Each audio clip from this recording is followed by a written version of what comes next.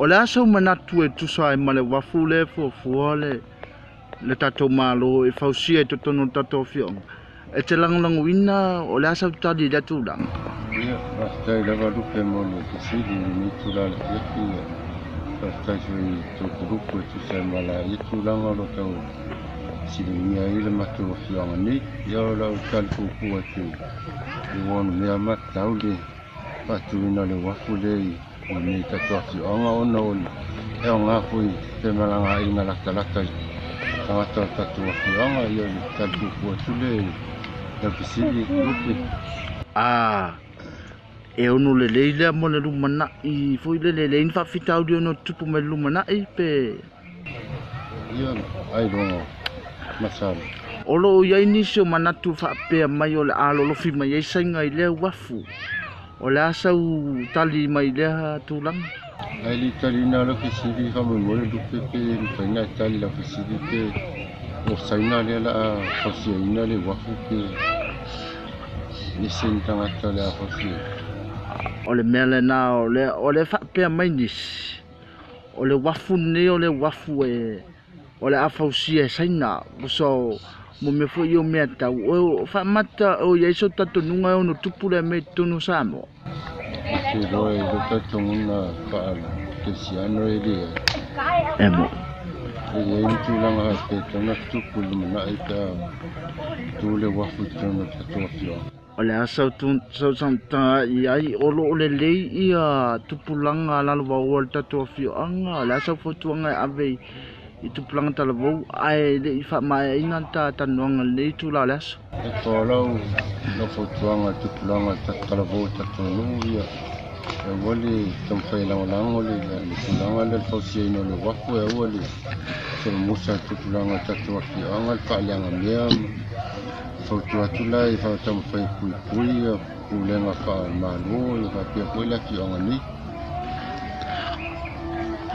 o fia nei tau sanga lo se fua tali kisidi o tolu sulman na tuo mutanga e na wo fa fonga mai le tato TV America ya o le tamo fainga lava ina ye fa ali atu manatu o ni se tu sai male mata upu lo du ngala lo ai ni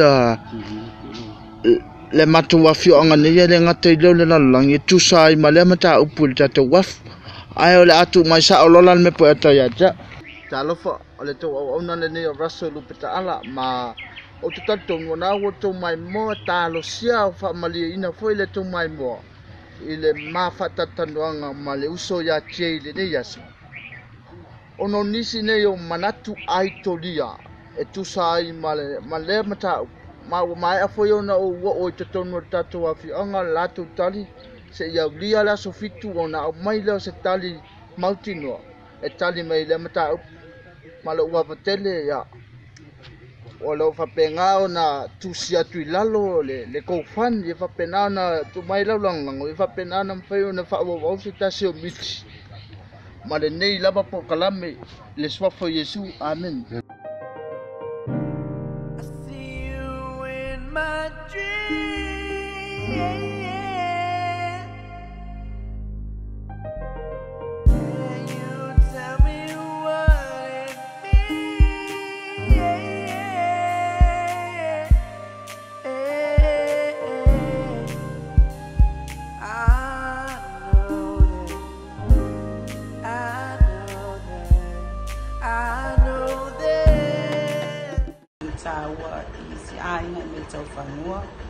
o tau suafa lo a ngai lato pe pitanga yai e whaonga information private whaftai o iai so malamanga i le mea o i le i tau ele a ia king fai popo male mai o lo whape o lo o tau fia nei whali pui pui ono ni morianga i le iai ni wha ni ngā whape o le a tamawhai e whasioti le palimia po o le se fai sau whamtalanga i le itu. Wow. Ele also marama natu because to me I'm not wasting my time to listen or find anything about those guys because it's not important. And it's not relevant for anything got to do with my family or anything got to do with Samoa. It's pathetic. You know, you don't mock your government if you're not here. If you're overseas citizen, you stick with it, but don't get involved with the Samoa. There are things that we allowed or we are entitled to share our opinions as a Samoan citizen, but not like that. So no, I'm not interested. Just one more thing, Rachel. Are you a visitor here or do you reside in Samoa? I am a visitor. You live here in Samoa? No. So you are visiting Samoa. Yes. Sorry, I didn't quite hear what you said, visitor. Well, yeah, le malo le Society Global o se whatalanoanga ngā maratumai I tai au le lei o Rachel Stiles, whaftai lawa Rachel mo le taimi wa e whaavanoina. Ia, a tonu e taimi tātu te toi talanoa e fōi. Ia, tō whāsui fōa. Whāsui fōa.